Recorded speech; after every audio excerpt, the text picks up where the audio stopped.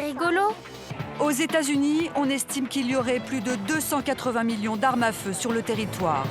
Les propriétaires, des hommes, mais aussi de plus en plus de femmes. Aujourd'hui, 2 Américaines sur 10 possèdent au moins une arme à feu. Un phénomène qui n'existait pas il y a encore 30 ans.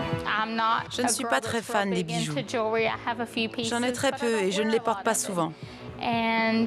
Par contre, on collectionne les armes. C'est un truc de famille. Et on aime tirer sur les cibles. Le droit de porter une arme est garanti par le 2e amendement de la Constitution, instauré en 1791 par James Madison après la guerre d'indépendance. La libre circulation des armes était l'une des premières revendications des révolutionnaires. Et même si le temps de la guerre est révolu, pour bon nombre d'Américains et d'Américaines, détenir une arme reste un droit inaliénable, aussi important que la liberté de religion ou d'expression. Nous sommes pour les armes et nous en portons tout le temps. Suis-je censé dire pro ou anti? Pro. Pro. Paradoxalement, alors que le taux de criminalité est en baisse depuis 2005, les ventes d'armes ne cessent d'augmenter. Le sujet divise profondément la société américaine. Les pro-armes d'un côté, les anti-armes de l'autre. Conséquence, chaque État a une législation propre pour réglementer l'achat ou le port d'une arme. Des lois plus souples dans les 27 États en rouge sur cette carte, plus répressives dans les 23 autres en gris. L'Amérique est coupée en 2. De plus en plus d'Américaines considèrent qu'être armée, c'est être libre. Elles sont célibataires, mères de famille ou retraitées. Pour elles, acheter un revolver est aussi naturel que d'acheter de la lessive. Certaines sont même de véritables passionnées. Oui, ça fait longtemps que je fais des économies. Je me suis beaucoup privée pour pouvoir m'acheter l'arme que je voulais. Quelles sont leurs motivations et de quoi ont-elles peur? On peut être en danger à n'importe quel moment. Du coup, j'ai toujours mes armes sous la main. Comment les puissants lobbies de fabricants d'armes font-ils pour les rallier à leur cause? En voici une qui plaît beaucoup aux femmes. Parce qu'elle est rose, évidemment. Aux 4 coins des États-Unis, nous avons rencontré ces femmes qui revendiquent le droit d'être armées.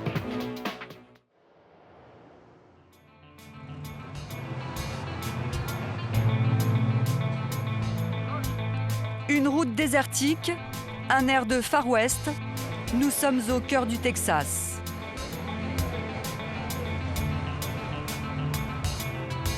Direction le Wire Ranch. Ici, aucune ville à moins de 200 km à la ronde.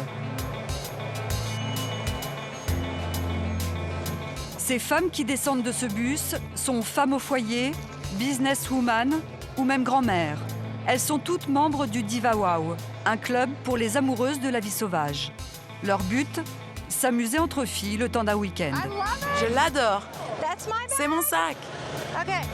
Et elles ont décidé de jouer le jeu à fond. Vêtements, chapeaux, bijoux, il y a de l'imprimé léopard partout. Ah, ça, c'est mon arme. Un fusil. Aujourd'hui, c'est l'accessoire le plus important pour que le week-end soit réussi. Et elles ont toutes apporté le leur.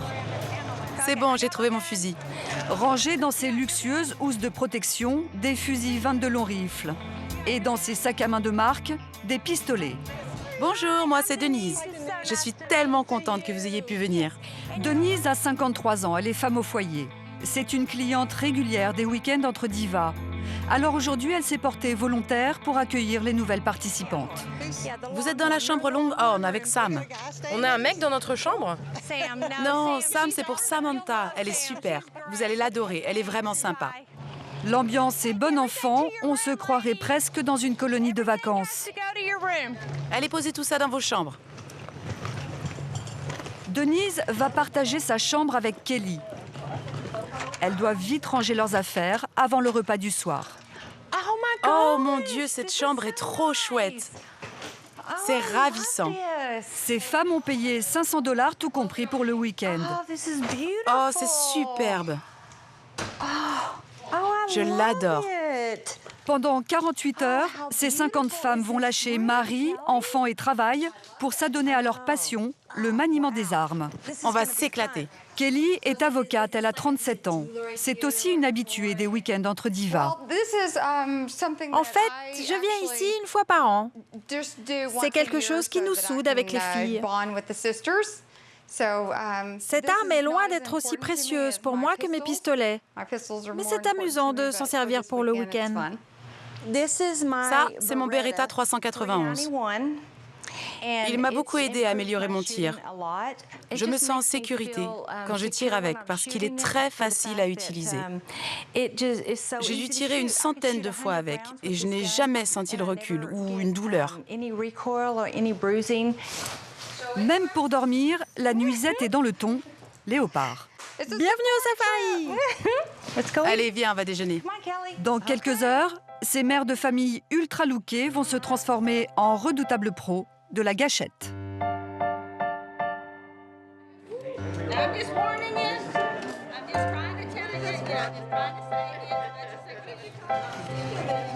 Judy est responsable des animations. Son rôle, s'assurer que toutes ces femmes vont passer un bon moment, mais surtout qu'elles retourneront à leur vie de citadine avec l'envie de transmettre leur passion pour le tir.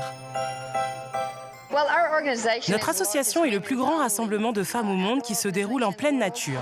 Nous pensons qu'en faisant ces rassemblements à l'extérieur, les femmes voudront un jour amener leurs enfants. C'est pour ça que nous venons ici, pour qu'elles puissent passer de bons moments à s'entraîner à tirer. Après, elles peuvent pratiquer chez elles et initier leurs enfants au tir. Nous faisons ça pour que nos traditions ne disparaissent pas. Parce que nous avons déjà perdu 2 générations de tireurs.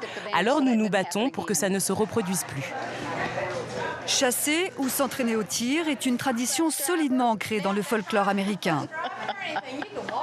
À l'époque de la conquête de l'Ouest, quand le pays n'était encore qu'une vaste étendue sauvage et hostile, les colons armés de leurs fusils découvraient peu à peu cette terre promise. Ils gagnaient leur liberté, tout comme ces femmes s'apprêtent à le faire aujourd'hui, à leur façon. J'ai plusieurs armes chez moi, des carabines, des fusils, des pistolets. Pour ce week-end, j'ai apporté 2 calibres, 20 et 28.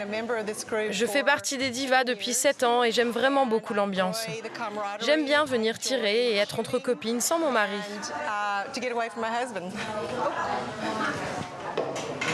Mon père, nous vous remercions pour cette journée. Merci de nous avoir réunis tout ensemble au Wyo Ranch. Nous vous demandons de protéger les femmes qui partiront à la chasse demain matin pour tirer avec leurs armes à feu afin de passer un bon moment ensemble. Nous vous honorerons dans chacune de nos actions. Bon, profitez-en bien et si vous avez quelque chose à redire, vous allez la voir elle, pas moi.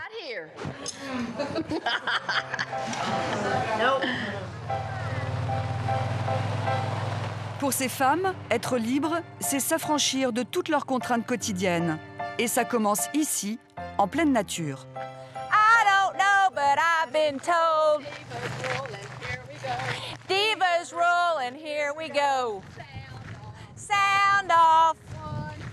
1, 2, 3, 4. We've got a bond as women. On forme un groupe de femmes très soudées. On se soutient beaucoup entre nous. Ici, il n'y a personne pour nous dicter tout le temps ce que nous devons faire ou comment nous devons le faire. Entre femmes, on se comprend et on s'entraide beaucoup. C'est ce qui est vraiment agréable, parce que quand il s'agit de nous apprendre à tirer, nos maris ne savent vraiment pas bien s'y prendre avec nous. Mais quand ça vient d'une femme, ça passe mieux.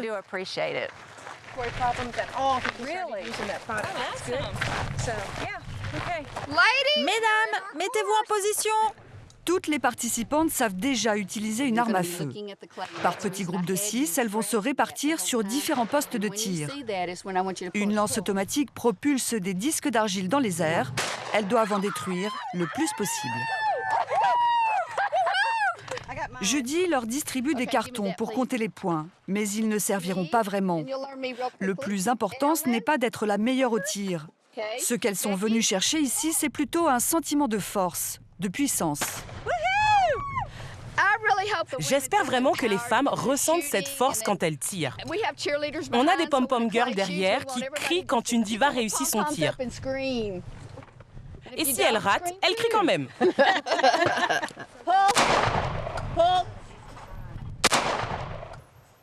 Yeah! Ce qui est bien chez les divas, c'est qu'il n'y a pas de jalousie et d'histoire comme on le voit souvent dans les groupes de femmes. Ça rend les divas vraiment uniques. On s'amuse, on se soutient l'une l'autre. C'est vraiment un sport atypique. Je ne dirais pas qu'il nous rend agressives, mais il nous donne beaucoup de puissance.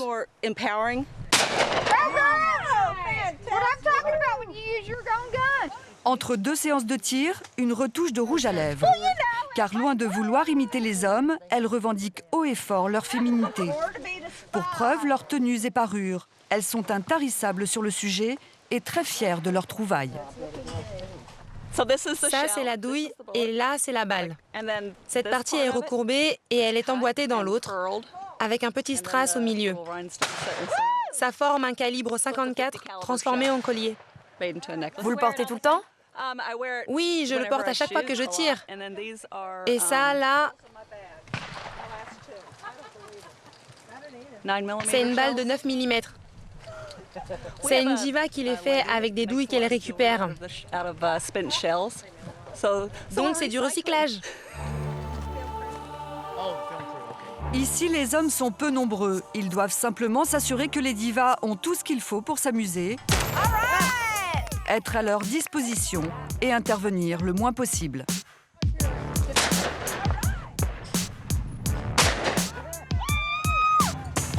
Waouh! De peu! T'y étais presque.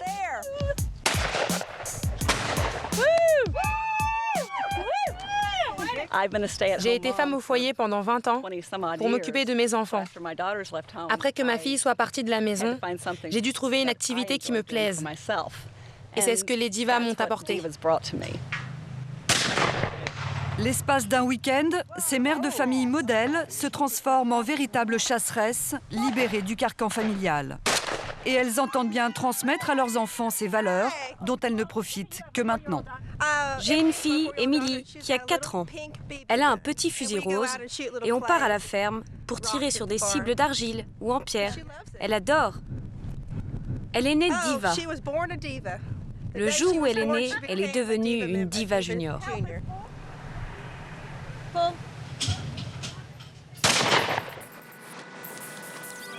Quelques heures plus tard, Judy emmène Suzanne et Marilyn pour une chasse à la colombe, une autre activité proposée ce week-end. Judy n'a pu s'empêcher de coller des strass sur des leurres destinés à attirer les colombes. Qu'est-ce que vous portez? C'est mon gris-gris, mais je ne sais pas si mon guide va aimer. C'est moi qui l'ai fabriqué. Devant ces bijoux improvisés, Marshall le guide est perplexe. Faut le virer, ça.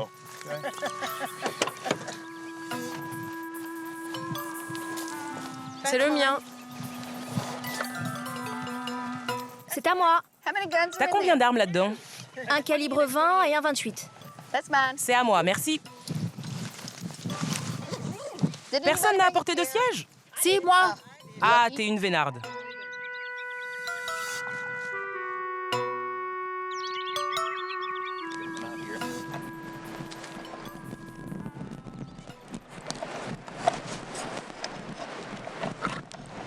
J'adore être en plein air.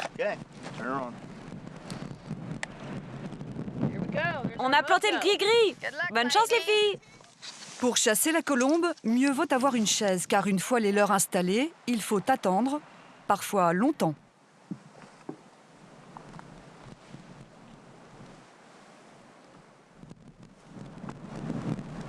Elles vont venir. C'est juste une question de temps. Mais ces armes qu'elles utilisent pour tirer des oiseaux ou des cibles d'argile, seraient-elles prêtes à en faire usage dans d'autres circonstances? Suzanne a 49 ans, elle est designer dans la mode. Je ne me suis jamais retrouvée dans une situation où je devais être amenée à tirer sur quelqu'un. Je ne peux pas vous dire si oui ou non je tirerais. Je ne peux pas vous dire comment je réagirais sur le moment. Mais je pense que je suivrai mon instinct. Je ferai ce qu'il faut pour me défendre ou pour protéger mes enfants.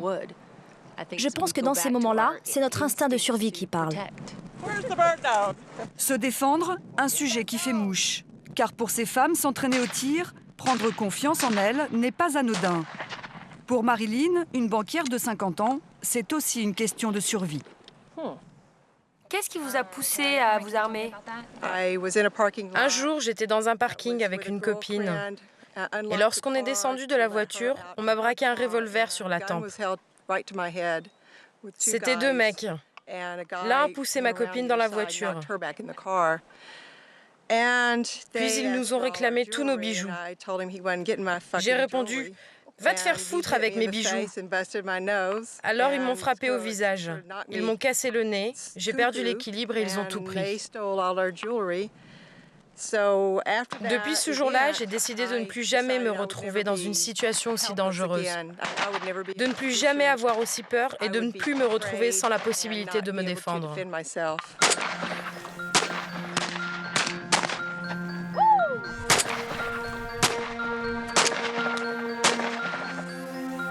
Il est temps de regagner le camp. Mais avant de rentrer, les divas tiennent à immortaliser ce moment de partage par une photo souvenir. Souriez! Sortez vos poitrines! Regardez, il y a une centaine de femmes qui vous commandent. Tenez-vous droite! Et sur la photo, perdu au milieu de ces 50 femmes, un seul homme toléré, leur chauffeur. Hey Benji, qu'est-ce que tu fais sur la photo? J'en sais rien. Il rendra bien sur la photo. Pour finir la journée, Judy a donné rendez-vous aux divas au bord de la piscine. Elle a prévu un défilé de mode très particulier. Le thème, vêtements et accessoires spécial armes. Être à la pointe de la mode et armée, rester sexy et féminine en toutes circonstances, une autre façon d'amener les femmes à se passionner pour les armes à feu.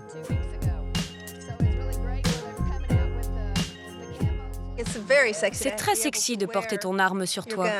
Et les nouvelles tenues pour pouvoir cacher son arme sont extra. Tu peux aller n'importe où avec, c'est plus facile. C'est très doux, très lisse. En femme d'affaires avisée, Judy a pensé à tout. Elle s'est fait prêter les vêtements par un designer, un des sponsors du club des divas. Si les femmes le souhaitent, elles peuvent acheter les vêtements qui leur plaisent. Je me souviens, avant, on avait des sacs énormes. Il fallait fouiller tout au fond pour trouver son arme. Mais maintenant, on a des housses adaptées. Surtout, ne va pas mettre ton rouge à lèvres dans ta housse à pistolet. C'est clair, moi je l'ai déjà fait et il est resté coincé. Ah ouais? Oui, le rouge à lèvres s'est coincé dans mon pistolet. Tu as fait comment? J'ai dû la porter chez l'armurier. Venez Casey et montrez-nous. C'est une technique pour cacher son arme. Vous l'attachez à votre soutien-gorge au milieu et vous pouvez l'attraper en quelques secondes. Ça s'appelle un flashbang. Des vêtements, des sacs à main ou des soutiens-gorge pour cacher un revolver, on se croirait presque dans un film d'espionnage. Pourtant, aux États-Unis, ces produits dérivés pour femmes représentent un véritable business. Sur Internet, cette future maman a mis au point un étui à revolver qu'elle commercialise. Aujourd'hui, je porte mon revolver Jim Frayne. Je suis enceinte de 8 mois, c'est ce qui explique mon gros ventre. Mais vous voyez, c'est bien caché quand même. Quand vous devez dégainer, vous soulevez, vous tirez là-dessous, et voilà votre pistolet. Bonjour! Je fais cette vidéo aujourd'hui pour donner des astuces à toutes les femmes. Sur cette autre vidéo, une femme présente toute une panoplie d'étuis pour porter son arme en toute discrétion. C'est difficile de cacher une arme quand on est en jupe ou en robe. Alors, voici l'étui pour la cuisse. Celui-ci, je le porte pour aller à la plage. Et celui-là, je trouve qu'il est parfait pour l'hiver. Et les lobbies, ces groupes puissants qui défendent le droit de chaque citoyen à porter une arme, l'ont bien compris. Pour faire adhérer les femmes à leur cause, ils ont dû s'adapter à leur mode de vie. Sur leur site, on trouve des maillots de bain, des t-shirts et même des vêtements pour bébés, tous marqués de leur logo. Acheter un de ces produits, c'est adhérer à leur idéologie. Une stratégie payante que va nous décrypter Laura Browder, professeure d'université et spécialiste de la question des armes chez les femmes. Vous savez, les femmes ont vraiment commencé à s'intéresser aux armes à partir des années 80. À cette époque, l'industrie des armes connaissait une baisse de ses ventes et les chasseurs disparaissaient sans être remplacés. Alors l'industrie a commencé à cibler les femmes en lançant des magazines spécialisés. Les médias étaient très intéressés car les armes au féminin étaient devenues un sujet vendeur. Et comme ces magazines destinés aux femmes se développaient de plus en plus, très vite, des livres ont également été consacrés à ce sujet. En voici un de Paxton Quigley. Elle est aussi là sur la couverture de ce magazine. Son livre s'appelle « Armée et femmes ». Elle a vendu des millions d'exemplaires. Les médias l'ont adorée parce qu'elle expliquait aux femmes que pour éviter de se faire violer, il fallait qu'elles achètent non seulement une arme, mais qu'elles apprennent aussi à s'en servir. Parce que ni la police, ni leur mari ne seraient là pour les protéger. Et que même ce serait peut-être leur mari qui tenterait de les violer. Il fallait donc qu'elles se protègent. Reprendre les codes de la presse féminine, répandre l'idée qu'une femme forte est une femme armée, et les résultats sont là. Depuis 1990, les achats d'armes par les femmes ont augmenté de 20%. Désormais, pistolets, revolvers et fusils font partie intégrante du panier de la ménagère américaine. Pour les industriels des armes, il est très important que chaque membre de la famille ait sa propre arme. Pour eux, les armes renforcent les valeurs familiales et elles ne sont associées ni à la violence ni au crime. Ce magazine du NRA, Femmes en pleine nature, titre sa couverture « Merci maman », avec la photo d'une mère entourée de ses enfants qui portent chacun une arme. Celle-ci est l'une de mes préférées du magazine, intitulée « Les femmes et les armes ». On voit une femme au foyer qui fait ses courses. On a vu cette image des milliers de fois, sauf que là, elle ne va pas au supermarché, elle est dans une armurerie et elle achète des munitions. Et puis là, bien sûr, on dit qu'une arme est un beau cadeau à faire. Ici, on voit une petite fille sous le sapin de Noël qui déballe sa première arme. Nous sommes la NRA. Et la NRA, c'est vous. Derrière ces magazines de propagande, le plus grand lobbyiste pro-armes, la célèbre NRA, National Rifle Association. Depuis 1871, cette association nationale défend le libre commerce des armes à feu. Elle compte 4 millions de membres, dont 25% de femmes. Grâce à sa puissance financière, la NRA joue un rôle majeur dans la politique américaine. De 1998 à 2003, elle était présidée par l'acteur Charlton Heston, une star de l'âge d'or d'Hollywood, le porte-parole rêvé pour la NRA. Ce sont des valeurs sacrées qui résident dans ce morceau de bois et d'acier. Cette arme donne au plus commun des hommes la plus incroyable des libertés.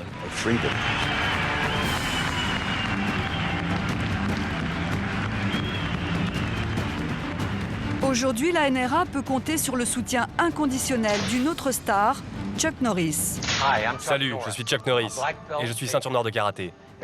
Si un intrus tentait de pénétrer dans ma maison, je pourrais utiliser mon célèbre coup de pied. Mais je préfère qu'il regarde le canon de mon fusil. D'autres célébrités évoquent publiquement leur attachement à la libre circulation des armes. Parmi elles, Bruce Willis, Clint Eastwood ou Eva Longoria. Et bien que ces stars ne soient pas forcément membres de la NRA, leurs opinions sont largement relayées par les médias. Une image séduisante qui cache un discours radical. Nous avons sollicité la NRA pour une interview, mais elle n'a pas souhaité s'exprimer devant notre caméra. C'est finalement un autre lobby pro-armes qui a accepté de nous recevoir. L'association Gun Owners of America en Virginie. 300 000 adhérents. Eric Pratt est le responsable de la communication. Dans ses locaux, il enregistre chaque semaine des vidéos pro-armes qu'il diffuse ensuite sur Internet. Au printemps 2011, le maire de New York, Michael Bloomberg, a sponsorisé une visite à travers le pays pour imposer des restrictions sur le deuxième amendement.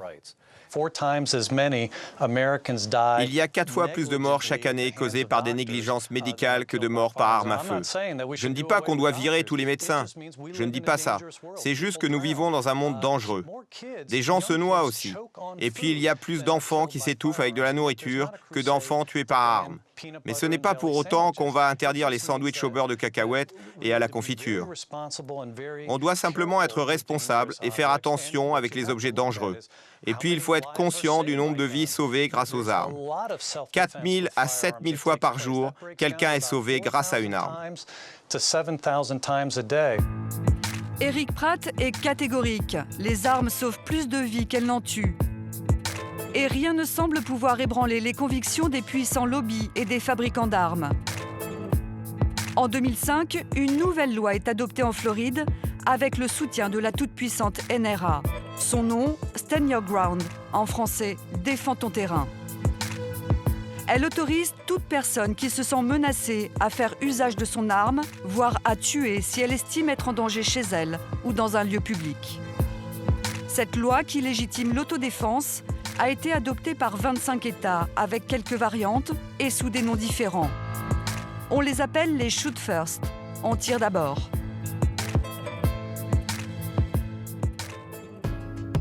La Virginie est un des 25 États où la loi Stand Your Ground a été adoptée. Ici, de nombreux habitants possèdent des armes. Nous avons rendez-vous avec Tina, 38 ans. Ancienne policière, ancien agent secret à la Maison-Blanche, aujourd'hui elle donne des cours de tir. Une carrière professionnelle entourée d'armes à feu. Étonnant pour cette femme qui avait pourtant développé une véritable phobie des armes lorsqu'elle était enfant. Ça s'est passé quand j'avais 9 ans. Et j'étais dans la cuisine avec ma famille. Mon père avait son arme sur lui. C'était un revolver. Et ma sœur était assise à côté de moi. Mon père ne faisait pas très attention à son arme. Son doigt était posé sur la gâchette et le coup est parti vers le sol de la cuisine. Et je me souviens de ce que j'ai ressenti à ce moment-là. J'avais des nœuds à l'estomac, j'avais mal au ventre, ça m'a rendu malade.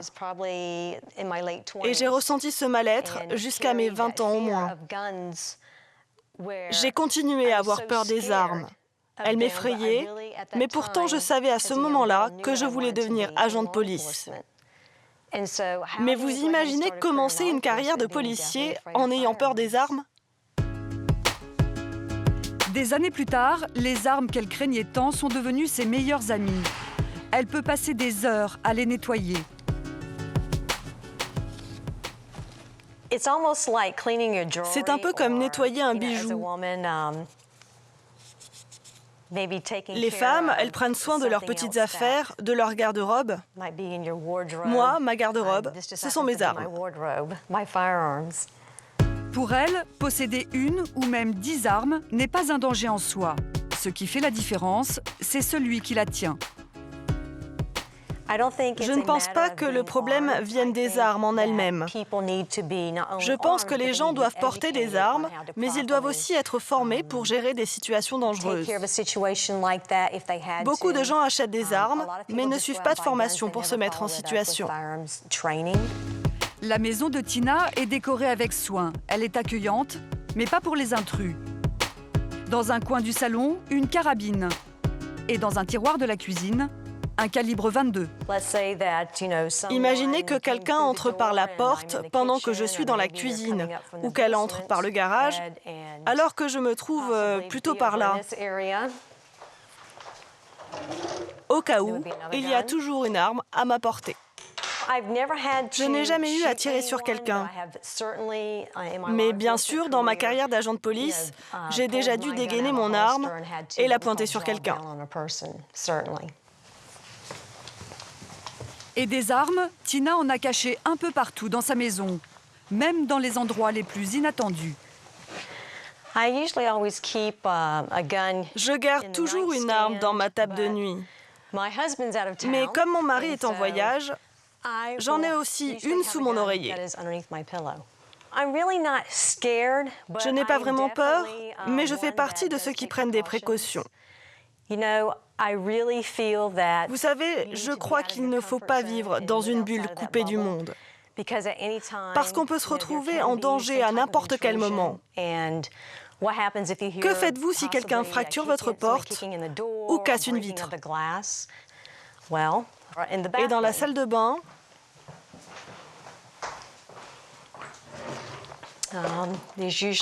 J'en ai toujours une dans ce tiroir. Et parfois une autre sur le bord du lavabo. Les gens me demandent souvent si je suis parano. Je leur réponds que non, mais demandez-leur s'ils étaient dans leur salle de bain pendant qu'on les cambriolait. Comment se sentiraient-ils?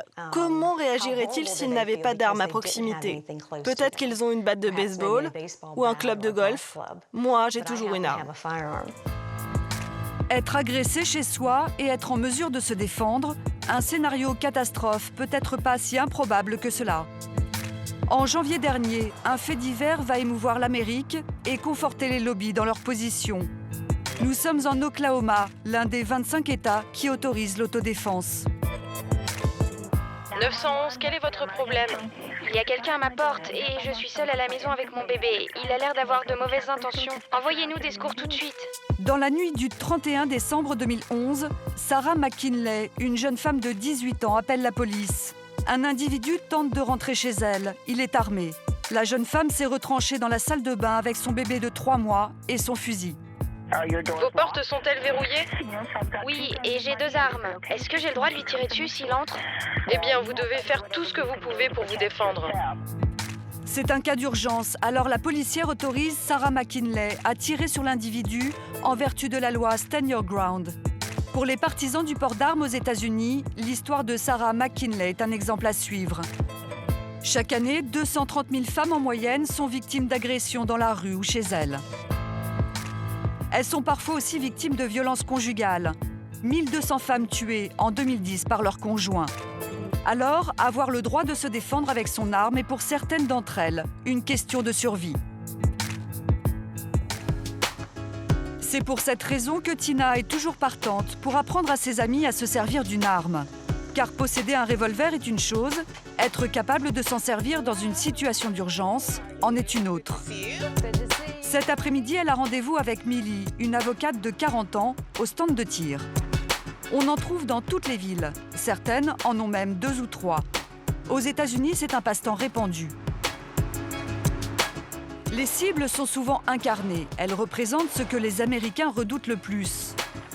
Aujourd'hui, Tina en a choisi une à l'effigie de Ben Laden, l'homme qui a traumatisé l'Amérique, l'ennemi public numéro 1.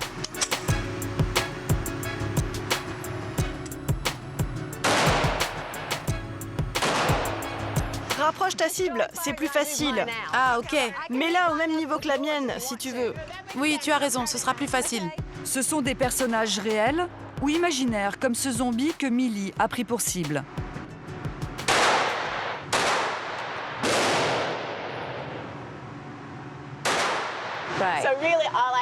Donc là, il faut vraiment que je prenne mon temps.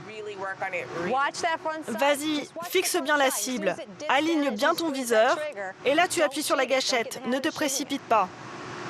Ok, il faut que j'aille plus doucement alors. Exactement. Vas-y, fais-le, je te regarde.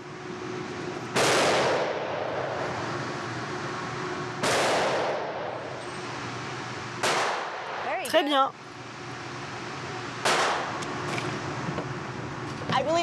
Je crois qu'il faut que chacun affronte ses peurs. D'ailleurs, je me suis mise à la plongée sous-marine parce que je voulais surmonter ma phobie de l'eau. J'ai appris à faire d'autres choses pour affronter mes craintes. Je pense vraiment que vos peurs vous poursuivent toute votre vie. Mais si vous vous y confrontez, si vous en dominez une, vous pouvez dominer toutes les autres. Moi, je pense que c'est la personne qui tient l'arme qui tue. Les couteaux tuent, les voitures tuent, les conducteurs ivres aussi. Regarde, ça y est, c'est exactement à l'endroit où je voulais. Après chaque séance de tir, Millie se sent plus forte. Après une séance de tir, ça peut sembler étrange, mais je me sens généralement détendue. Parce que le tir m'oblige à réfléchir, à me poser et à me concentrer. On appelle ça la méditation balistique ou la thérapie de plomb. Parce qu'il faut laisser de côté toutes ses préoccupations et se concentrer sur la cible. Être sûr que tu fais les bons mouvements et que tu tiens bien ton arme. Du coup, après, que vous le croyez ou non, je me sens souvent mieux. Bon, bah c'est bon, j'ai tout. Ok. Ok, on se revoit samedi. Ça marche, on se retrouve à 13h. Les États-Unis, c'est le pays où l'on trouve le plus grand nombre de civils armés, devant le Mexique et le Brésil. Il faut dire qu'ici, acheter une arme est une simple formalité. Et de plus en plus de femmes ressentent le besoin d'avoir une arme bien à elles. Amanda vit dans le Dakota du Sud. Aujourd'hui, elle est en route pour l'armurerie dans le centre-ville. Aux États-Unis, on en dénombre 80 000, autant que de pharmacies. Amanda est secrétaire, elle a 28 ans et 2 enfants, une Américaine moyenne sans histoire. Il y a 2 ans, cette jeune mère de famille a réalisé un rêve d'enfant. Elle s'est offert sa première arme. Depuis mon enfance, j'ai toujours aimé regarder des westerns et d'autres films comme ça. J'adorais voir ces films avec des cow-boys et leur calibre 6. Et j'aimais vraiment leurs armes. Du coup, j'avais aussi, moi, envie de tirer et de voir comment on faisait et tout ça. Elle possède désormais 3 armes. Aujourd'hui, elle va s'en acheter une 4e. Oui, ça fait longtemps que je fais des économies. Je me suis beaucoup privée pour pouvoir m'acheter l'arme que je voulais. Oui, il y a des petites choses sur lesquelles j'ai dû faire attention, comme par exemple renoncer à mes petits plaisirs habituels, les sacs à main ou d'autres choses que j'achetais souvent.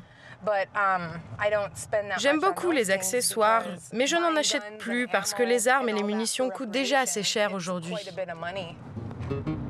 Amanda dépense en moyenne 500 $ par mois, l'équivalent de son budget nourriture. Elle a réussi à économiser 700 $ et elle a bien l'intention de les dépenser ici et maintenant. Dans cette armurerie, les prix pour une arme commencent à 400 $ et peuvent aller jusqu'à plus de 6 000 $.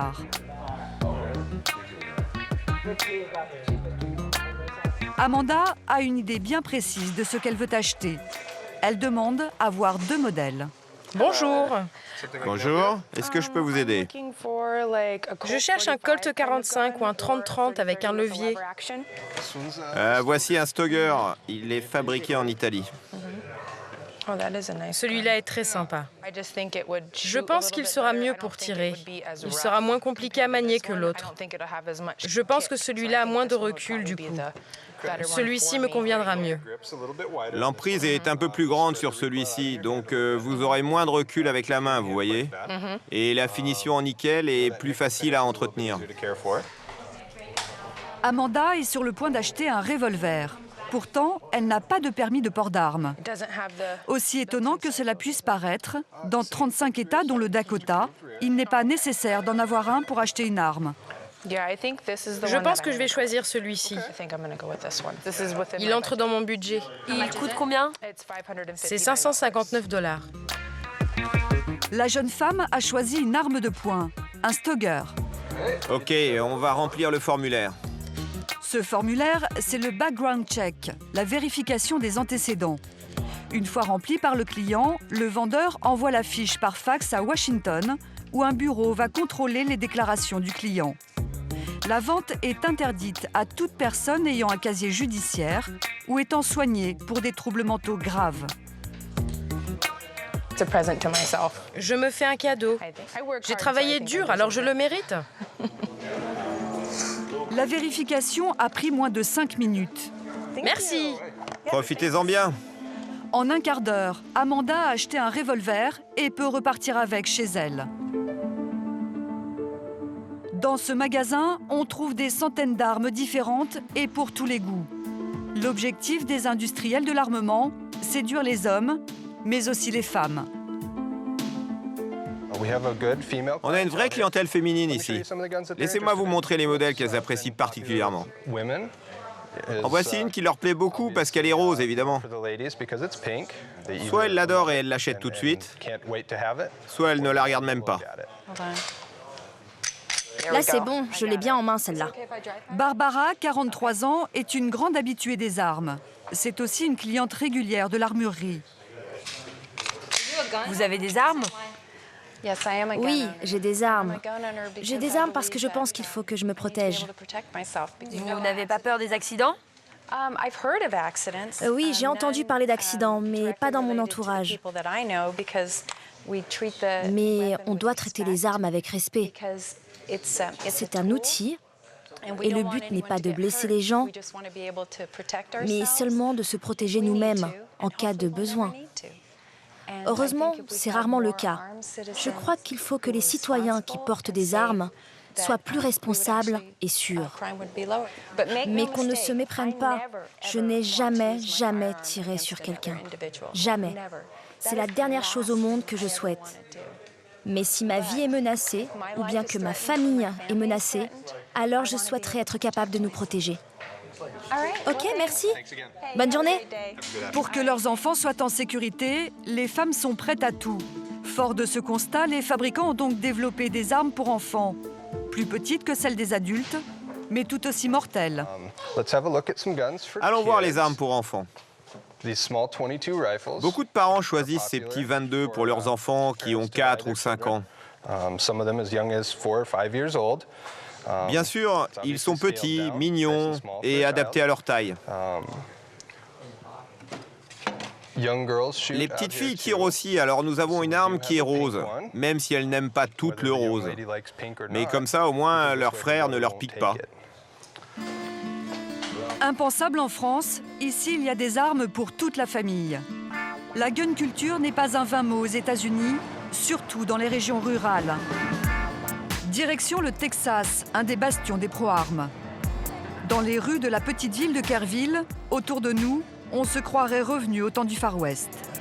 Les hommes, mais aussi les femmes, tous portent des armes sur eux, le plus naturellement du monde. Que pensez-vous de l'idée d'exposer vos enfants aux armes? Est-ce bien pour eux? Oui, c'est bien. Nous sommes pour les armes. Et nous en portons tout le temps. Montrez-nous. Tu l'as, chérie? Ah zut, normalement nous les avons sur nous. Mais aujourd'hui, on ne les a pas prises. Les armes, elles sont utiles pour se protéger contre les voleurs. Vous avez déjà tiré sur quelqu'un pour vous protéger dans la rue? Non, pas encore. Mais un jour, certainement. Pourquoi vous portez une arme? Au cas où j'aurais besoin de tirer sur quelqu'un. C'est notre droit, c'est notre liberté aux États-Unis. Nous revenons juste du stand de tir. Nous avons tiré pour $300 de munitions. On a tué beaucoup de papier. Et vous tirez aussi? Oui, bien sûr. Un peu qu'elle tire. Elle a fait un 10 sur 10. 10 sur 10. Si j'ai une arme? Non, mais c'est le cas de tout le monde autour de moi. Personnellement, je n'en ai pas. Suis-je censé dire pro ou anti? Pro. Pro. Porter une arme est dans certains États comme le Texas une évidence. Mais comment pourrait-il en être autrement? Le commerce des armes est omniprésent sur tout le territoire. Sur les 280 millions d'armes en circulation aux États-Unis, un tiers pourtant n'aurait pas été acheté dans une armurerie. Direction Thomasville, dans l'État de Géorgie. Nous nous sommes rendus dans ce que l'on appelle un gun show, une véritable foire aux armes. Comment ça va ce matin? Chaque année, 5000 gun shows investissent les villes pour une durée moyenne de 3 jours, à la manière d'une fête foraine.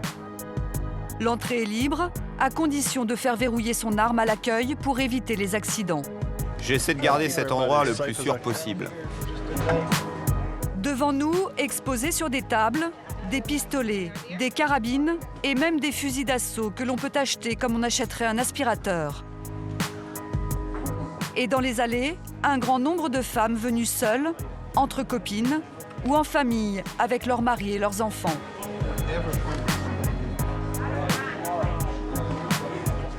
On le tourne facilement comme ça, et ensuite il est prêt à tirer. Les stands sont tenus par des vendeurs agréés, mais aussi par des particuliers. Car dans les gun shows, n'importe qui a le droit de venir vendre ses propres armes d'occasion au premier venu, et sans aucune vérification, le fameux background check. On estime qu'il se vend en moyenne 12 000 armes en l'espace de 3 jours. Tu veux un pistolet? Marianne et sa nièce Jessica sont intéressées par les pistolets. Elles habitent à 100 km d'ici et sont venues spécialement pour y passer la matinée. Marianne a 50 ans, elle est femme au foyer. Jessica, elle, est étudiante en droit, elle a 24 ans. Je tire tout le temps avec de grosses armes. Je trouve que je contrôle mieux mon tir quand l'arme est posée sur mon épaule que quand elle est dans ma main. C'est trop difficile de bien tirer à bout de bras, juste avec les mains. Quand j'ai une grande arme, je peux atteindre la cible tout de suite, parce qu'elle est bien droite sur mon épaule. Un pistolet, c'est quelque chose que vous pouvez porter sur vous, alors qu'une carabine, vous ne pouvez pas la transporter. Celle-ci est équipée d'un laser que vous pouvez installer. Celle-ci est lourde. Mais un 22, ça ne va pas. Le but, ce n'est pas de tuer. On ne veut pas tuer les agresseurs, c'est juste pour les blesser. Ce n'est pas pour tuer, c'est pour les stopper. Moi, je veux juste avoir le temps de fuir. On doit tirer dans les jambes, le ventre. C'est ce qu'on nous explique. Moi, je ne veux pas tuer, mais je ne veux pas non plus qu'ils s'échappent. Les femmes ont peur aujourd'hui. Beaucoup de femmes sont toutes seules à la maison, leurs maris sont sur la route. Si quelqu'un vous cambriole, il faut pouvoir se protéger. Nous habitons à 20 km de la ville. Et même si je n'ai jamais eu de problème, et j'espère que je n'en aurai pas, je porte une arme par sécurité. La peur, c'est ce qui pousse bien souvent ces femmes à entrer dans un gun show ou une armurerie. Georges Casiolas est professeur de journalisme. Il vit en France depuis 35 ans et s'interroge depuis longtemps sur la question des armes dans son pays. Nous lui avons montré des extraits de notre film.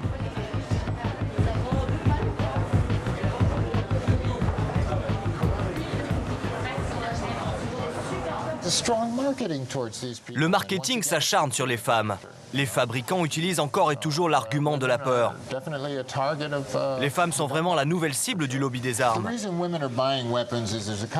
Mais si les femmes achètent autant d'armes, c'est aussi à cause des politiciens qui instaurent un climat de peur afin de ramasser un maximum de votes. Parce qu'ils ont une priorité, gagner un maximum d'argent. Aux États-Unis, 15 à 20 millions de femmes posséderaient une arme à feu. Mais parmi elles, toutes ne sont pas que de simples acheteuses. Pour certaines, défendre le droit de chacun à porter une arme est une mission, le combat d'une vie. Une milice bien organisée est nécessaire à la sécurité d'un État libre. Le peuple a le droit de détenir et de porter des armes et ce droit ne saurait être transgressé. Nous sommes dans le Dakota du Sud. Nancy dirige les Sœurs du Deuxième Amendement, un groupe d'ultra-conservatrices qui défend le droit de porter une arme. Je prête allégeance au drapeau des États-Unis d'Amérique et à la République qu'ils représentent, une nation devant Dieu. Ces femmes se sont réunies ce matin pour ce que l'on appelle une Ladies Shoot, une séance de tir pour femmes. Mais Nancy n'a qu'un seul objectif en tête. Sous couvert d'un passe-temps, elle veut faire adhérer un maximum de femmes à son mouvement pro-armes. Bienvenue à la 55e séance de tir que nous organisons depuis 1999. Je suis Nancy First et je dirige l'antenne de Dakota du Sud pour les Sœurs du Deuxième Amendement. C'est un groupe qui défend le droit des femmes à porter des armes et nous sommes tous bénévoles. Levez la main si vous êtes nouveau tireur. Parmi les femmes présentes aujourd'hui, une majorité ne sait pas se servir d'une arme à feu. Une équipe d'experts va les encadrer toute la matinée. Les filles, allez choisir un instructeur. Choisissez-en un qui soit beau, grand ou petit, peu importe. Ils sont tous très pros.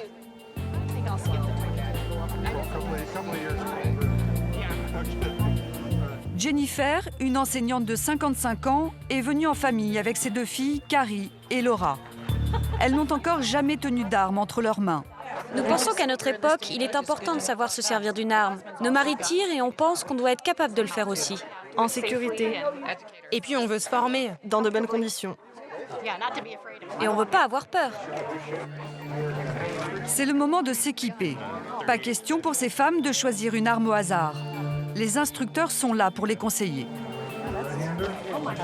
Celui-ci est un canon de 7 mm qui aide à amortir le recul. Il a un support en acier, donc vous sentirez moins le recul. Voulez-vous l'essayer? Oui, je veux bien. Vaincre sa peur des armes, maîtriser un pistolet et tirer en plein dans le mille, Nancy espère transformer ces femmes en ardentes défenseuses du deuxième amendement. Si ces objectifs sont atteints, pour elle, ces femmes deviendront toutes puissantes. Apprendre à tirer, ça nous donne confiance en nous. On repart avec le sentiment d'avoir appris quelque chose et qu'on pourra se défendre. En plus, c'est vraiment un sport amusant et agréable. C'est marrant de tirer dans une cible et surtout, ça nous rend plus fortes. On n'a plus besoin de s'inquiéter quand nos maris ne sont pas à la maison le soir. On adore sentir qu'ils nous protègent, mais ils ne peuvent pas être toujours là quand on a besoin d'eux. Teddy est une retraitée de 68 ans et elle a hâte de se lancer. Bien, merci beaucoup. Je suis stressée et impatiente de commencer. Pourquoi? Eh bien, je n'ai jamais essayé d'armes. J'ai déjà un permis et je l'ai déjà renouvelé 2 fois, mais je n'ai encore jamais possédé une arme. Poussez, visez et tirez. Et Teddy a l'air de bien s'en sortir. Au bout de quelques minutes, elle ne veut plus lâcher son 357 Magnum. Bien ciblé. Penche-toi en avant. Tu peux tirer à blanc. J'adore tirer avec le 357. Ouais, il est super.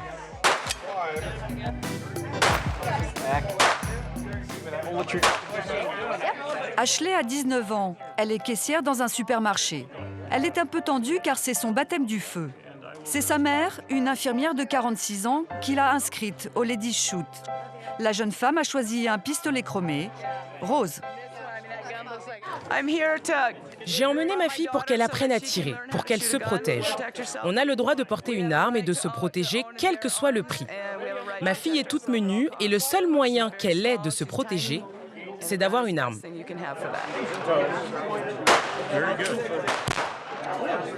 Waouh, en plein dans le mille. J'ai 19 ans et j'ai juste envie d'apprendre à tirer correctement. Au cas où je me retrouverais dans une situation où j'aurais besoin de me protéger avec une arme. Et pour être totalement rassurée, la mère d'Ashley a déjà prévu de lui offrir un pistolet.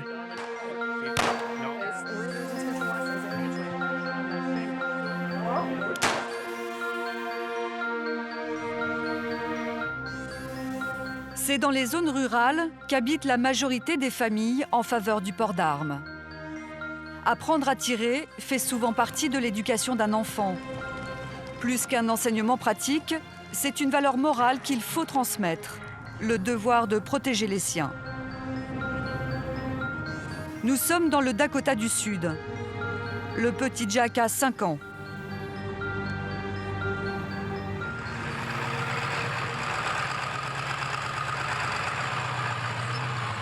Il sait à peine descendre seul de la voiture. Pourtant, chaque week-end, son père l'emmène s'entraîner au tir, à balles réelles, sous l'œil bienveillant et attentif de Gretchen, sa mère. Tu veux m'aider? Mets tes lunettes. Tu veux porter ça? Ça y est, tu le tiens? Jack débute à peine et déjà il prend plaisir à aider son père qui installe le matériel. Pour lui, c'est un jeu comme un autre. Moi, j'ai appris à tirer quand j'avais 5 ou 6 ans. J'ai appris dans notre ranch en Californie. J'allais au stand de tir tous les jours après l'école. J'ai commencé à tirer vers 19 ans. Brian allait au stand de tir du ranch et il m'amenait avec lui. Et c'est là qu'il m'a tout appris. Je pense que c'est important pour les femmes de savoir tirer, de pouvoir se protéger.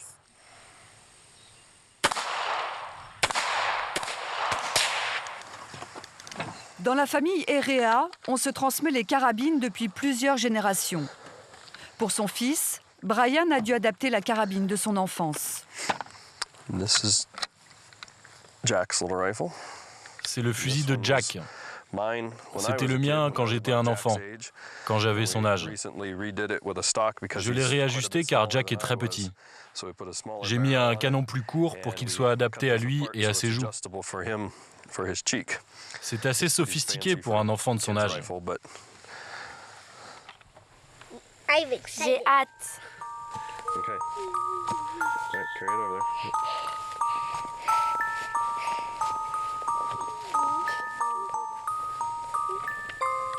L'arme est lourde, difficile à manipuler pour un enfant si petit. Mais Gretchen n'intervient pas. Une façon pour elle de responsabiliser son fils. À la base, les armes servent à tuer. Est-ce que vous le dites à Jack? Nous lui apprenons que dans certains cas, les armes sont utilisées pour tuer. Nous lui disons que c'est simplement pour tirer sur des cibles ou pour chasser. Mais que oui, parfois, les armes servent à tuer. Ok, penche-le.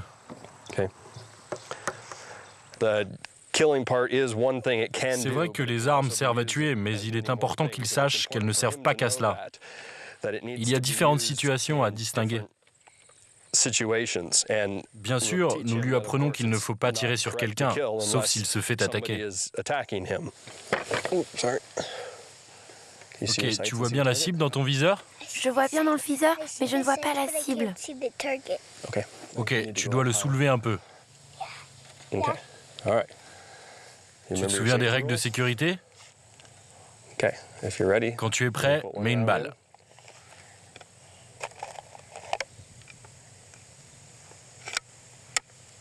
Alors, avance ton épaule, baisse la tête, et quand tu vois la cible, tu tires dessus tranquillement.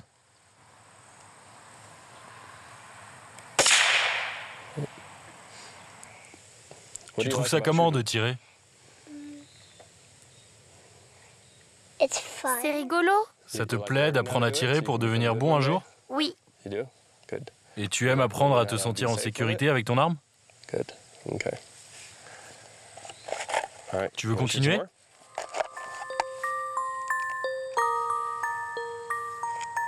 Ok, on y va.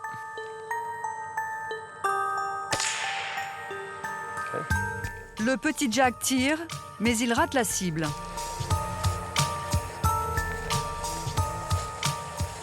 Tu as visé ici? Non, c'était plus par là. Dans la cible? Non, plutôt ici. Ah, d'accord. Et par là aussi. Et il doit y en avoir un mois par là. Et là, quand tu verras la cible dans ton viseur, tu tireras à cet endroit. Il faut que j'essaye de tirer au milieu, là. Ce serait bien. On y retourne et tu vises la cible. Face à cette scène de vie surréaliste, difficile de ne pas s'interroger sur les risques d'accident. Mais pour les parents de Jack, c'est un faux problème. Vous savez, une voiture vous donne la liberté de vous déplacer, d'aller dans les magasins où vous voulez. Eh bien, une arme à feu vous donne la liberté de vous protéger. C'est aussi dangereux d'aller dans un magasin que d'avoir quelqu'un qui vous cambriole ou que de se retrouver dans une fusillade. Chaque seconde, des accidents de voiture se produisent et des gens meurent, mais tout le monde s'en fiche. Alors que les accidents par arme à feu font la une des actualités. Pour moi, au final, celui qui gagne, c'est celui qui est armé. C'est basique.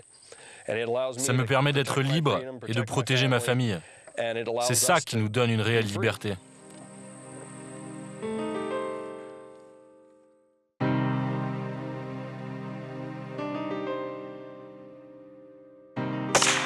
Être armé pour défendre ses libertés, un argument solidement ancré dans l'Amérique profonde.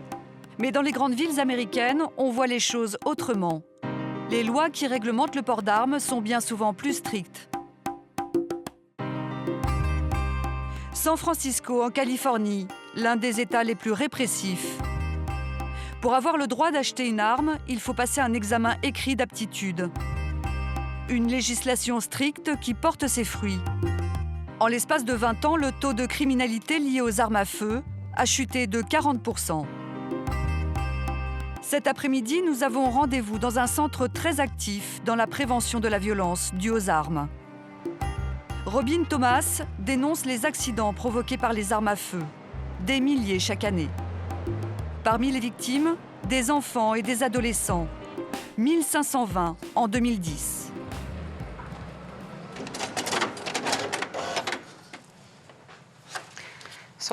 L'un des plus gros problèmes que nous voyons en permanence, ce sont ces centaines d'enfants qui chaque année se tirent dessus accidentellement.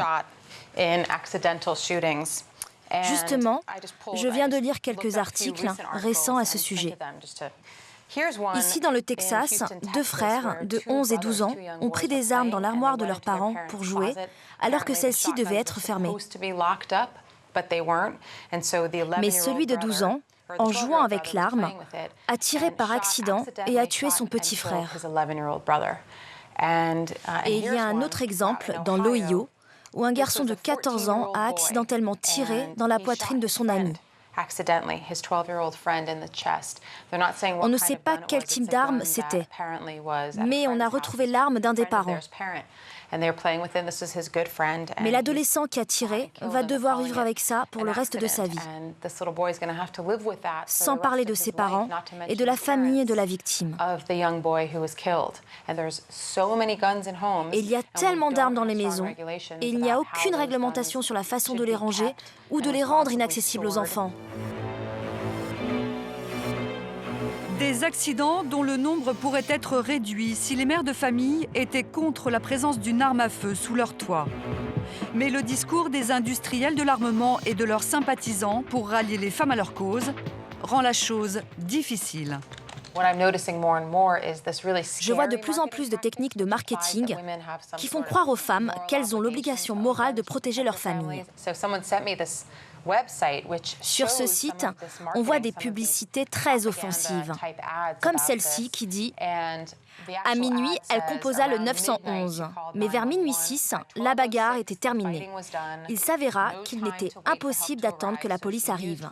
Elle se servit donc de sa carabine pour se protéger. » Évidemment, on vous dit que vous ne pouvez pas compter sur la police si votre maison est cambriolée. Que donc vous avez besoin d'avoir une arme chez vous, prête à l'emploi, pour vous défendre. On joue sur les craintes des femmes en leur faisant croire qu'elles ne sont pas en sécurité chez elles. En voici une autre très intéressante. L'image est très étonnante. On voit un homme qui semble menacer une jeune fille avec une matraque. La publicité dit « Tirez ou appelez le 911 ». La fille a une arme, elle est prête à tirer et l'affiche est très colorée. Elle montre que la fille est capable de se protéger facilement avec son énorme arme. J'ai une autre publicité qui dit « Si elle est assez mûre pour rester seule à la maison, elle est prête pour posséder une arme ». Cette fille me paraît très jeune et pour moi le message est très clair. Les parents doivent équiper leurs jeunes enfants avec des armes pour qu'ils puissent se défendre. Mais il faut penser à tous les accidents qui se produisent régulièrement chez les enfants. C'est juste ridicule de penser qu'un enfant va pouvoir facilement se défendre avec une arme. Il faut penser au caractère de l'enfant. Jouer sur la peur d'être agressé, culpabiliser les mères, l'auteur de ces affiches est un propagandiste pro-armes. Avec ses scénettes volontairement ultra-réalistes, il joue sur un ressort unique, la peur de l'autre, un sentiment omniprésent chez un grand nombre d'Américains. Pourtant, d'après un autre centre de prévention de la violence liée aux armes, une arme à la maison aurait 22 fois plus de chances de tuer un membre de la famille que de servir dans un cas de légitime défense. Plusieurs études publiées en 2011 indiquent que sur 30 000 morts par arme à feu enregistrées en moyenne chaque année, 20 000 sont en fait des suicides ou des accidents et 10 000 des meurtres. Les citoyens pro-armes estiment que le fait d'être armé a un effet dissuasif sur les criminels qui les menaceraient. Mais cela pose un problème. À partir de quand est-on véritablement menacé ?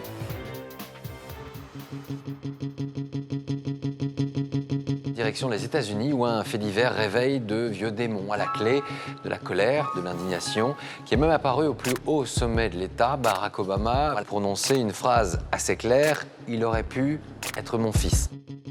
Cet enfant à qui Barack Obama rend hommage ce jour-là s'appelle Trayvon Martin.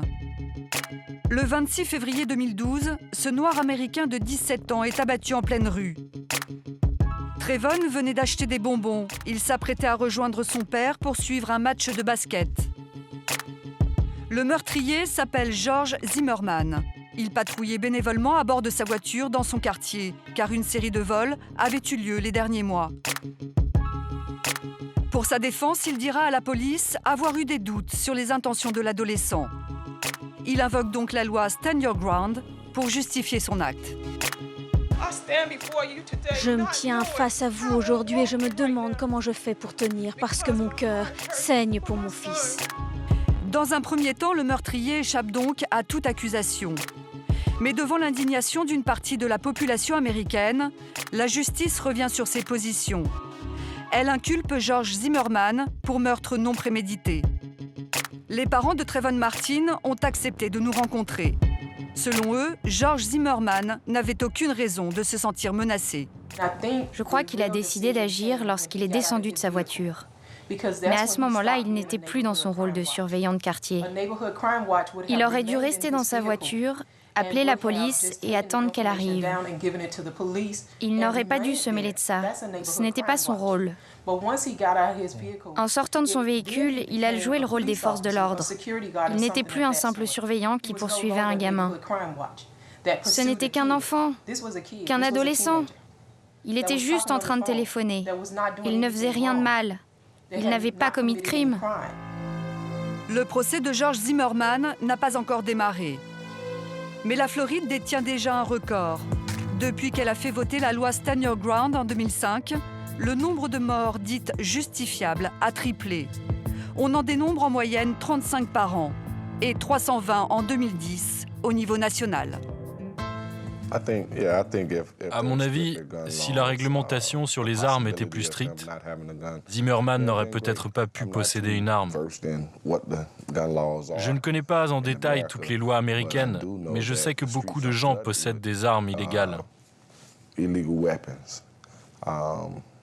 les lois sur le port d'armes étaient plus strictes, il n'aurait peut-être pas eu d'armes sur lui. Et je sais que notre fils serait encore là aujourd'hui. La liberté de porter une arme a donc un prix. Et les Américains payent régulièrement un lourd tribut, avec des drames encore plus meurtriers. On les appelle les mass shootings. Dans ces cas-là, il n'est plus question de légitime défense, mais de folie. Tragédie meurtrière qui s'est déroulée dans un établissement scolaire de la ville de Littleton, dans la banlieue de Denver. Nous sommes le 20 avril 1999. C'est dans un gun show comme celui de Thomasville que les auteurs de la fusillade de Columbine ont acheté une partie des armes utilisées pour tuer leurs camarades de classe. 12 d'entre eux seront tués, 25 autres grièvement blessés. Les auteurs du massacre, 2 adolescents de 14 ans, Eric Harris et Dylan Klebold. À l'époque, le coup de folie des 2 étudiants est attribué à la violence des films et des jeux vidéo dont ils étaient fanatiques. Mais dans la classe politique, personne ne s'interroge sur la facilité avec laquelle ces jeunes avaient pu se procurer une carabine et un fusil de chasse.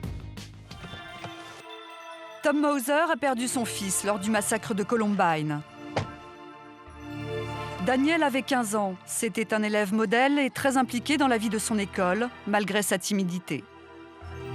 Mon fils Daniel était dans la bibliothèque à Columbine. Les 2 tueurs, qui étaient poursuivis par la police, se sont réfugiés dans la bibliothèque. Ils ont demandé à tout le monde de se lever, mais les élèves n'ont pas écouté. Et ils sont restés cachés sous les tables. Puis les tueurs ont commencé à faire les 100 pas dans la pièce, en criant des insultes et en désignant certains élèves pour leur tirer dessus. Mon fils a été désigné. Ils l'ont d'abord insulté, puis ils lui ont tiré dans la main. Daniel a poussé la chaise contre le tireur pour essayer de résister. Mais ça lui a coûté la vie. C'est le 2e tir dans la tête qui l'a tué. Depuis cette tragédie, la mère de Daniel est anéantie. Elle refuse toute interview. Mais Tom, lui, a fait de la mort de son fils un combat. Il milite pour que les gun shows soient soumis à un contrôle des acheteurs. Il veut faire changer les lois. Je trouve ça complètement aberrant qu'on autorise un adolescent ou même un criminel à entrer dans une foire aux armes, comme les tueurs de Columbine l'ont fait, et qu'on ne vérifie pas leurs antécédents. Alors nous nous sommes adressés au Sénat et nous leur avons demandé de combler ce vide juridique pour que l'on vérifie les antécédents de toutes les personnes qui pénètrent dans une foire aux armes pour en acheter une. Le Sénat a refusé, alors on a décidé d'organiser un vote dans le Colorado. Et les gens ont voté à 70% en faveur d'une réglementation des foires aux armes. Mais la tragédie de Columbine n'a pas servi d'exemple. Sur les 5000 gun shows qui ont lieu chaque année, seule une minorité pratique désormais un contrôle des acheteurs.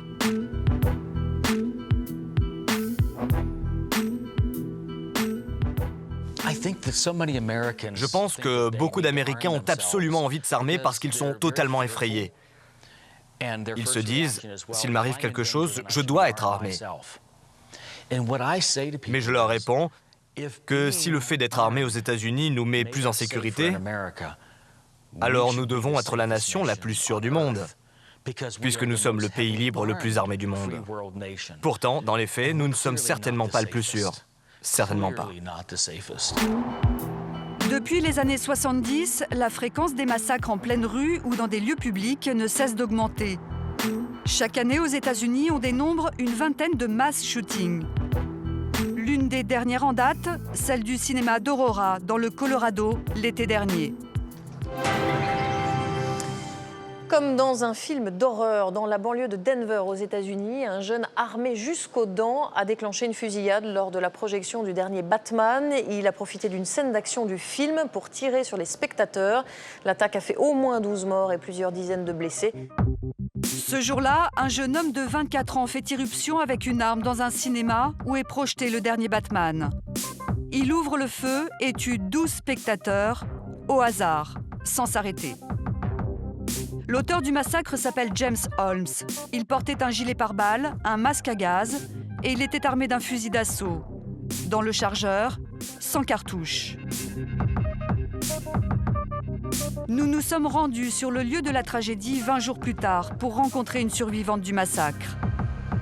Emma, une étudiante de 19 ans, était dans la salle ce jour-là. Elle a réussi à fuir le cinéma avant d'être touchée par une balle. Le tireur a lancé un gaz lacrymogène au-dessus de nos têtes. Et mon amie Anna a crié, puis elle s'est jetée par terre. Je lui ai dit « T'inquiète, tout va bien ». Et puis j'ai regardé le tireur. Il a brandi son arme en l'air et a commencé à tirer de manière saccadée. Au moins 6 ou 7 fois. J'ai rampé, puis je me suis redressée en gardant la tête baissée. J'ai regardé vers la gauche et j'ai vu qu'il tirait de l'autre côté de la salle de cinéma. Alors j'ai couru vers la sortie et je me souviens avoir pensé « J'espère qu'il n'y a pas d'autres tireurs. Sinon, qu'est-ce que je vais faire? Est-ce que je suis en train de rêver ?» Je me suis dit que c'était sûrement une blague. La jeune femme parvient à s'enfuir du cinéma en rampant. Ce qu'elle découvre à l'extérieur est un spectacle d'apocalypse. Les policiers sautaient de leur voiture avec d'énormes armes. Je n'avais jamais vu d'armes auparavant, mais j'avais l'impression que c'était des lance-roquettes, comme dans les jeux vidéo. Et puis j'ai vu un homme couvert de sang. Il ne pouvait plus bouger son bras. Il demandait aux policiers de l'aider, mais ils étaient occupés à localiser le tireur. Il courait vers la salle de cinéma. Depuis, avez-vous pensé à porter une arme pour vous protéger? Je n'ai jamais souhaité porter d'armes. Je me sens forte et j'ai pris des cours de self-défense et de combat. Maintenant, j'ai toujours un couteau sur moi et une bombe lacrymogène. En fait, je garde surtout le couteau pour m'en servir en cas d'accident de la route pour pouvoir casser la vitre de la voiture. En cas de problème, même avec une arme, je ne me sentirai pas forcément plus en sécurité.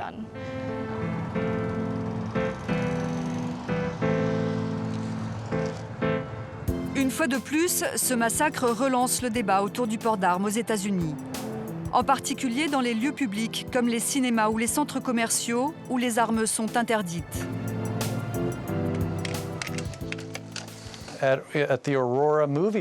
Lors de la fusillade d'Aurora, le commissariat de police n'était qu'à 1 kilomètre du cinéma. La police est arrivée très rapidement comparé à d'autres fois. Mais 12 personnes ont tout de même perdu la vie, car il n'y avait personne pour les protéger. Dans le cinéma, il y avait même des militaires à la retraite et d'anciens policiers qui ne portaient pas leurs armes à cause du règlement. Alors ils ne pouvaient pas se protéger, ni protéger les autres. C'est ça le problème.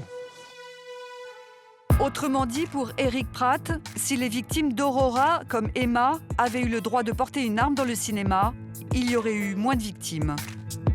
Aurora, Columbine, les mass shootings traumatisent les Américains. Et l'on observe un phénomène inquiétant après chaque tuerie. Les ventes d'armes sont en nette augmentation. Les uns cherchent un moyen de se protéger. Les autres craignent un durcissement des lois, alors ils se dépêchent d'acheter des armes. Ces hommes et ces femmes sont persuadés que c'est la seule solution. Un avis que ne partage pas George Casiolas. Mon frère s'est tiré une balle dans la tête. Il possédait une arme. Il n'en avait pas besoin. Tout ce dont il avait besoin, c'était d'un docteur et des médicaments. Il n'aurait jamais dû avoir une arme, mais il en avait. Je remercie Dieu qu'il n'ait blessé personne d'autre parce qu'il avait tellement de douleur et de colère en lui qu'il aurait très bien pu le faire. Le problème, ce ne sont pas les armes. Si les armes étaient le problème principal, on les mettrait en prison. Donc le problème, ce ne sont pas les armes. Je pense qu'on doit se retrouver, qu'on doit réfléchir, on doit trouver un nouveau système de valeurs. Pourquoi, par exemple, on ne prend pas en charge les personnes qui sont décelées comme malades mentales avant qu'elles ne fassent quelque chose de complètement délirant et fou? Enfin, ce n'est pas demain qu'on aura une réglementation sur les armes, ça c'est sûr. Donc on doit trouver une autre solution. À 100 km de Thomasville, dans le sud de la Floride, nous sommes attendus par Teresa Adams, une mère de famille rencontrée lors d'un gun show. Elle nous a invités à venir voir sa collection d'armes. Des armes pour se protéger des intrus, mais pas seulement. Les Adams se sont convaincus que la fin du monde aura lieu le 21 décembre 2012. Ils font partie de ces mouvements apocalyptiques très implantés aux États-Unis. Bonjour, bienvenue.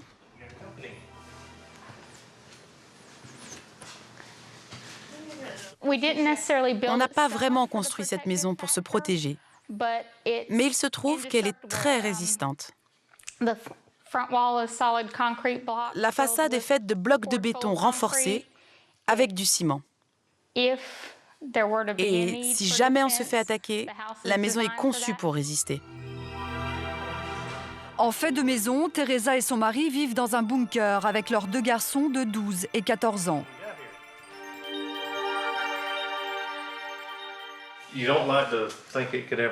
On n'a pas envie d'y penser, mais si jamais on se retrouvait dans une situation où Dieu nous oubliait et que le gouvernement perdait tout contrôle, ou si le système économique s'effondrait et que nous ne pouvions plus acheter de nourriture nulle part, nous voulons être prêts. Bien sûr, on ne veut pas que ça arrive, mais si ça devait arriver malgré tout, on sera préparé pour. Et on est même prêt à faire face au pire événement, une catastrophe naturelle. Alors, pour être préparés à faire face au pire, les Adams ont tout prévu. À commencer par des armes pour se défendre en cas d'attaque. Il y en a dans toutes les pièces, même dans la chambre des enfants. Ici, ce sont les chambres de Justin et Jacob. Là, c'est celle de Jacob. Ils ont beaucoup d'armes factices, des pistolets à eau, en plastique. Mais on leur a toujours appris à faire la différence entre un jouet et une arme réelle. Celle-ci, par contre, est une vraie. C'est un 10-22 qu'on a acheté hier pour Jacob, avec les accessoires qu'il voulait. Quand il l'a vu, il l'a voulu. C'était un petit cadeau. Ici, c'est la chambre de Justin. Justin a aussi plusieurs armes dans sa chambre, comme ses armes à feu et sa carabine, qu'il utilise pour chasser. Ça ne nous gêne pas que les enfants gardent leurs armes dans leur chambre. Elles sont chargées, mais il n'y a pas de balles engagées dans la chambre du fusil.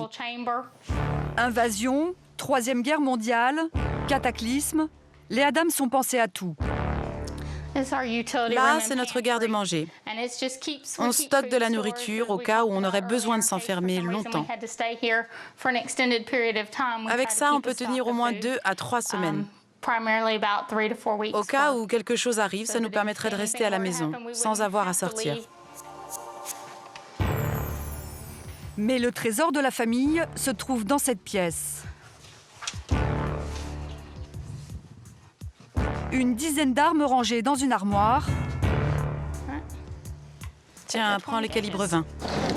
Et même cette arme de guerre. Celui-ci est un AR-15. C'est un fusil d'assaut.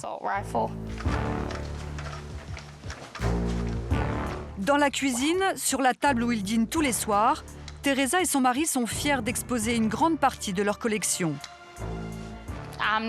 Je ne suis pas une femme qui aime particulièrement les bijoux. J'en ai très peu et je ne les porte pas souvent. Et on n'achète pas de belles voitures ou de bateaux. Et on ne part pas en voyage. Par contre, on fait des choses en famille, comme collectionner les armes et tirer. Ce sont un peu nos jouets à nous. Bien sûr, on ne les traite pas comme des jouets. Ils peuvent être des instruments mortels. Mais un enfant, ça tient à ses jouets. Nous, on tient à nos armes. Elles ont toutes une signification spéciale. On a des souvenirs avec chacune d'entre elles.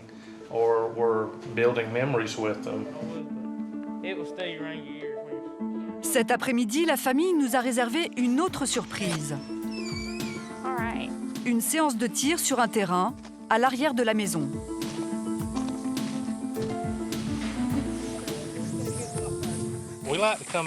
On va tirer dehors ensemble au moins une fois par mois. Mais parfois plus souvent si on peut. En fait, ça dépend de la météo. Aujourd'hui, ça ne va pas être long parce qu'il fait très chaud, presque 40 degrés.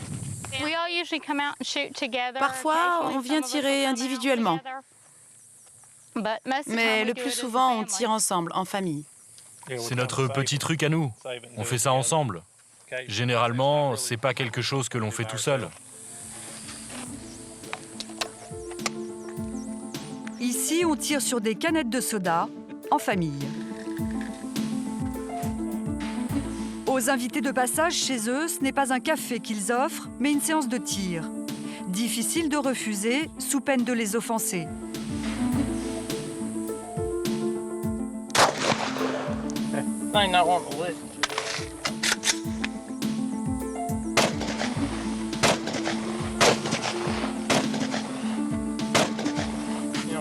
Justine et Jacob se servent des armes de leurs parents depuis qu'ils ont 4 ans.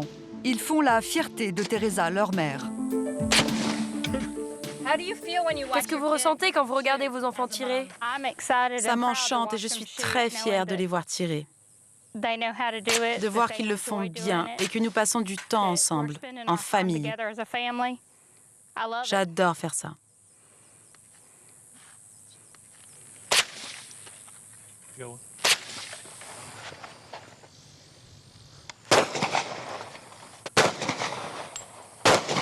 Qu'est-ce que vous ressentez quand vous tirez? C'est vraiment super comme sentiment.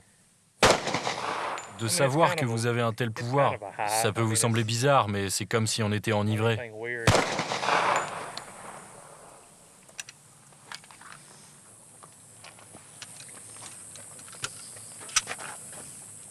Et toi, Jacob, ça te fait quoi de tirer?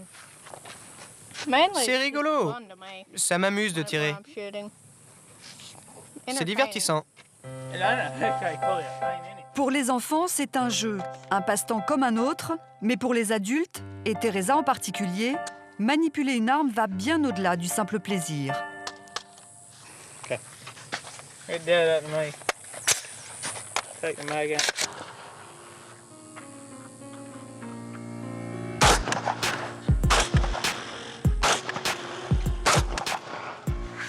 Le tir, c'est quand même quelque chose de très violent. Votre corps entier ressent la secousse. En quoi ça vous procure du plaisir?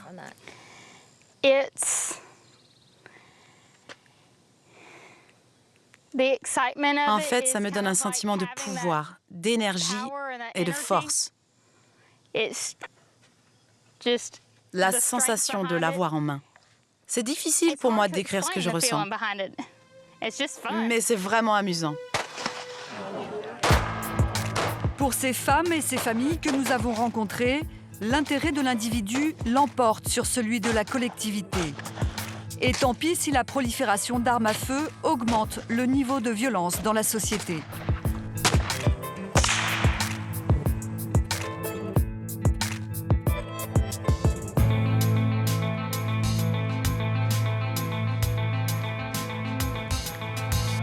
À quelques semaines des élections présidentielles, un survivant du massacre d'Aurora a réalisé un clip vidéo diffusé sur Internet. Un véritable pavé dans la mare. J'ai reçu une balle dans le visage, mais je m'en suis sorti.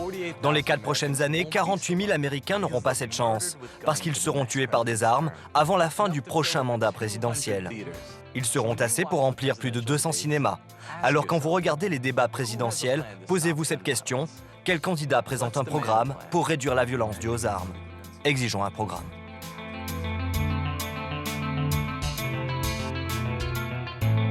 Lors de la campagne électorale présidentielle, aucun des deux candidats ne s'est prononcé sur le délicat sujet des armes.